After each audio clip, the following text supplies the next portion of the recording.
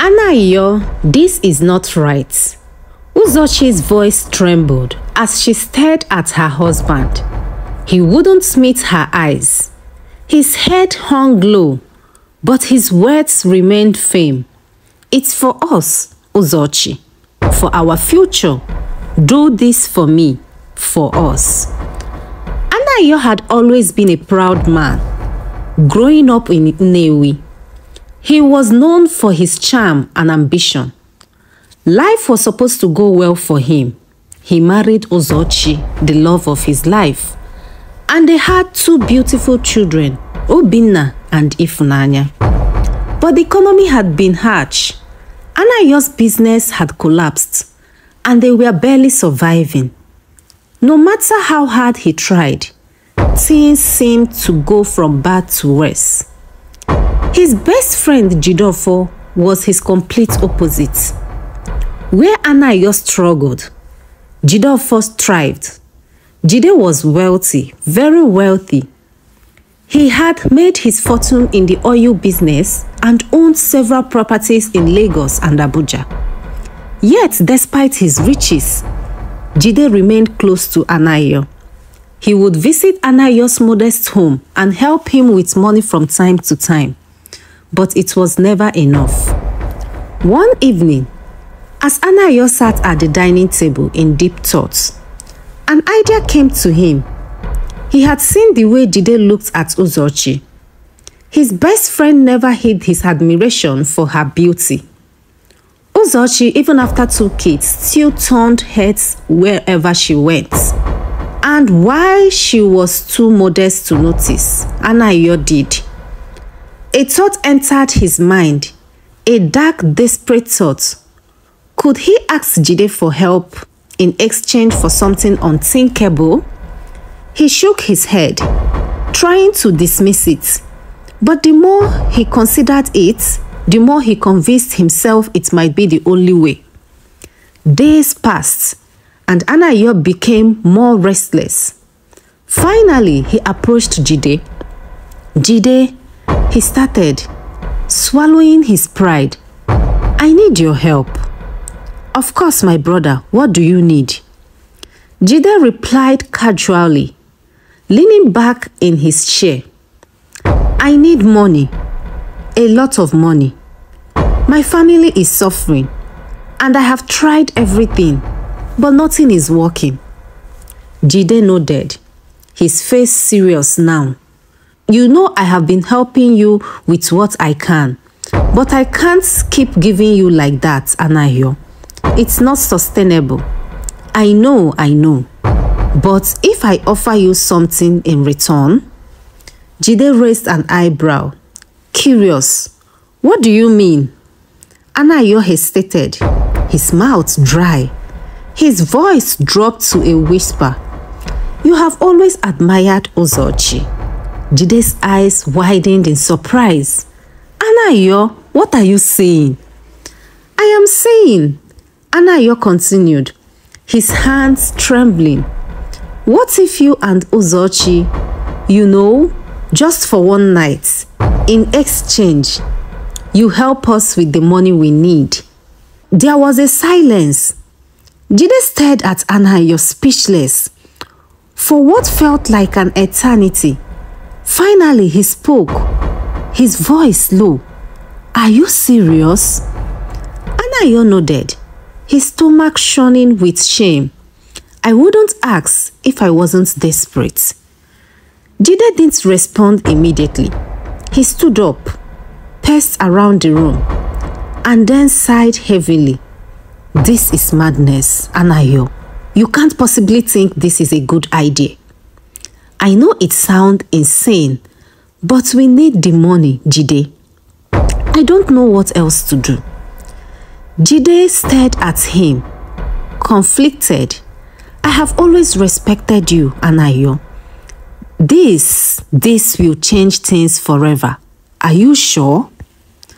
Anayo lowered his head. I have made up my mind. When Anayo brought the idea to Uzochi, she was horrified. Anayo, how could you even think of such a thing? She cried. Am I some object to be traded for money? I'm your wife. Tears streamed down her face, and Anayo's heart ached to see her like that. But this desperation was stronger than his shame. I know, Uzochi, I know. But what other choice do we have? Look at our children. We can't even feed them properly anymore. You have seen how Jide is always looking at you. He's rich. One night, Uzochi. Just one night. And all our problems will be over. Uzochi felt disgusted. Her stomach shone and her head spun with confusion. She couldn't believe the man she married was asking her to do this. She had always known Anayo was proud, but now that pride seems broken beyond repair. She refused to speak to him for days. But as the days turned into weeks and their situation grew worse, Uzochi found herself in dilemma. She loved her family. Her children were everything to her, and seeing them suffer was unbearable. Anayo's word rang in her head. One night, and everything will be solved. Finally, after many sleepless nights, she agreed, but with a heavy heart. I will do it, she said softly, but only for the children. Anayo hugged her tightly, whispering, "Thank you, Uzochi. You won't regret this." Jide arranged everything. It was to be a private night at one of his luxury hotels in Lagos. Uzochi couldn't believe this was really happening as she stood in front of the mirror getting ready. Her heart pounded in her chest, and every part of her body screamed against what she was about to do. As she walked into the hotel room that night, Jide was waiting for her, looking more uncomfortable than she had ever seen him. He smiled, but it was a sad, guilty smile. "You don't have to do this, Uzochi," he said quietly. But she had already made up her mind. Let's just get this over with. This night was a blow. Uzochi felt numbed the entire time, blocking out her emotions. When it was over, she returned home, not speaking a word to Anayo. The money was transferred to Anayo's account the next day, enough to clear their debts and even start a new business. But something had changed between them. Uzochi couldn't look at her husband the same way anymore.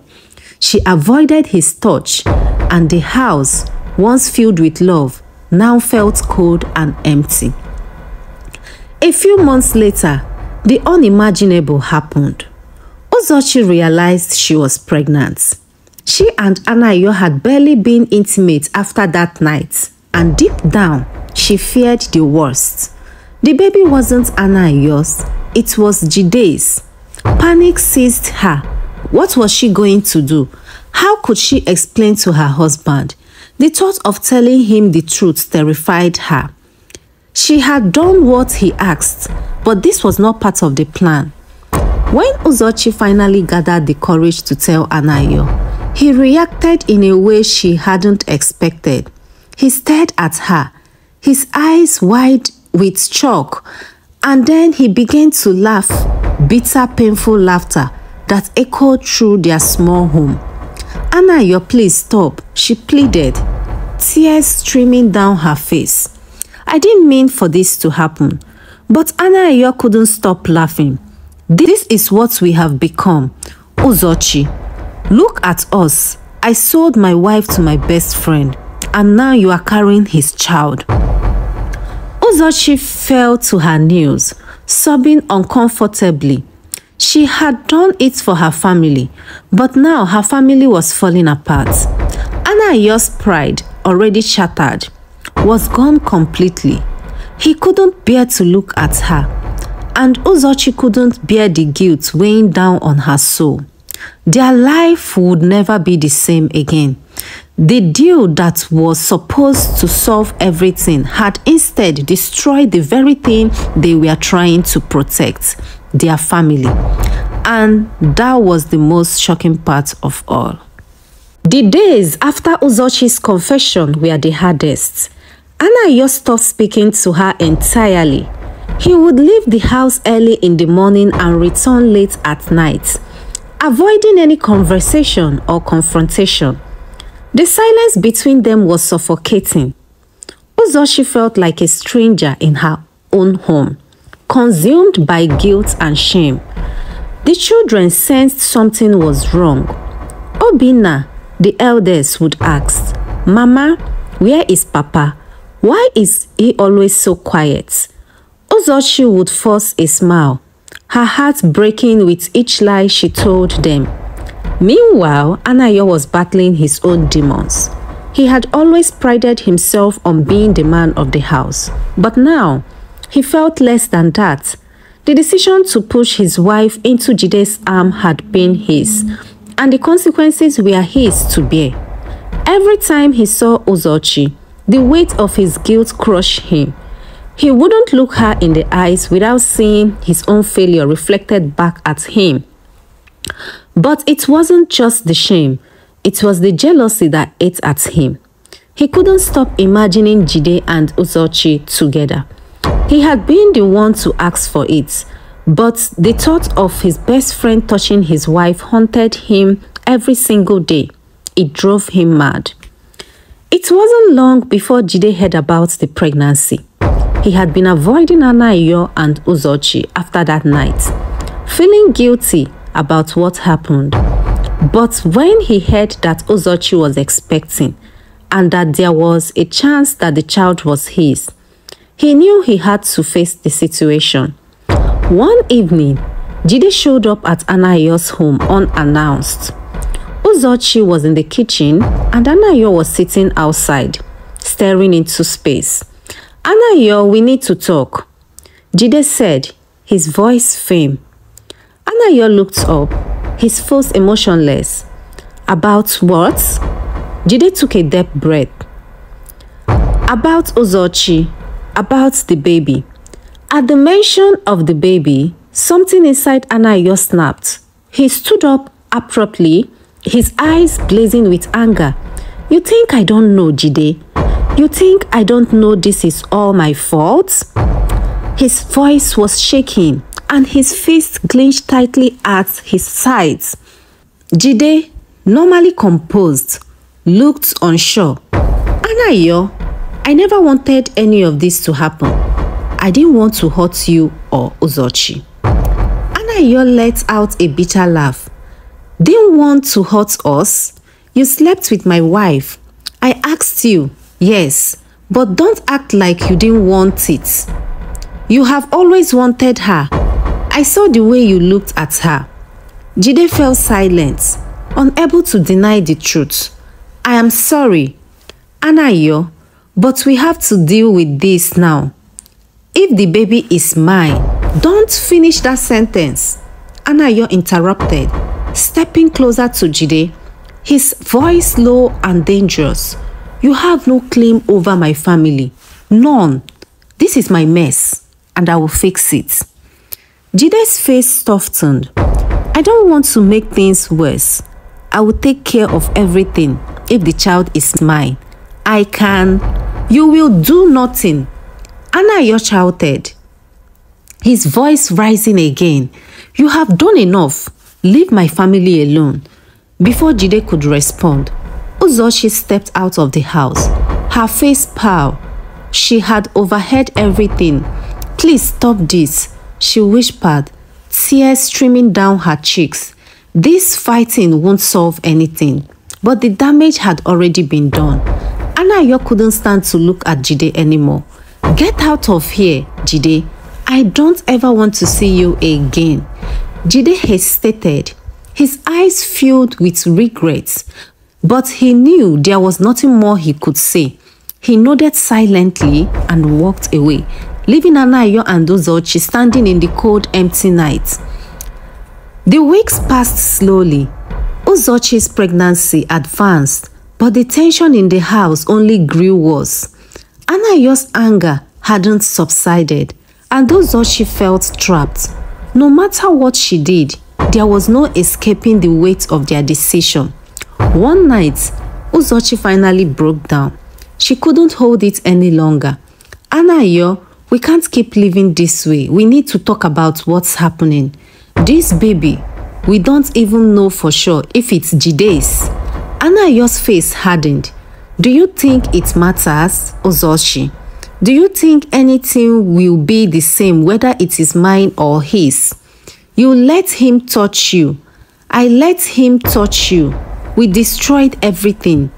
But we did it for our family," Uzochi cried. "For the children, for us, Anayo. I didn't want to do it, but you asked me to. We both made a mistake. I didn't betray you." Anayo slammed his fist on the table. "You didn't betray me, Uzochi. I look at you, and all I can see is him. I can't live like this." Uzochi flinched at his words, tears flowing freely now. "I did it for you, Anayo, for us. I never wanted this, but I did this because I believed in us. You are my husband and I love you. This baby, whether it's yours or his, is still a part of our family." Anayo was silent for a moment, his chest heavy with anger and frustration. He knew she was right. He had pushed her into this, but the jealousy and shame were eating him alive. He couldn't forgive himself. As much as he wanted to, he didn't know if he could forgive her either. "I don't know if I can ever look at you the same way again, Uzochi," he whispered, his voice broken. Those words hit like a punch to the guts. She had known this could happen, but hearing it still hurt more than she imagined. She had done everything for her family, but now it felt like the family was slipping away. Months passed and the day of the baby's birth finally arrived. Uzochi gave birth to a baby boy. The joy that should have filled the room was tainted by uncertainty. The questions of paternity hung in the air, unspoken but ever present. Anayo stood by Uzochi's side, looking at the child with mixed emotions. He was a beautiful baby, but Anayo's mind couldn't stop racing. He looked at the baby's future, searching for any resemblance to Jide, but it was too soon to tell. For the first few days, they avoided the topic, pretending as if everything was normal. But the tension was palpable. Anayo knew they couldn't continue like this. Finally, he decided to take action. "We need to do a DNA test," he told Uzochi one evening, his voice quiet but firm. Uzochi nodded slowly. She had been expecting this. "If that's what it will take for us to move forward, then let's do it." The test was done and the results came back a week later. The moment of truth arrived. Anayo held the envelope in his hands, his heart pounding in his chest. Uzochi sat beside him, her hand trembling. They both knew the moment would define the rest of their lives. With a deep breath, Anayo tore open the envelope and read the result. The baby was his. Relief washed over Uzochi, but Anayo's reaction was different. Instead of joy, he broke down in tears. All the pain, guilt, and anger he had been holding in finally spilled out. "I did this to us," he sobbed. "I let my pride destroy everything. I almost lost you, Uzochi. I almost destroyed our family."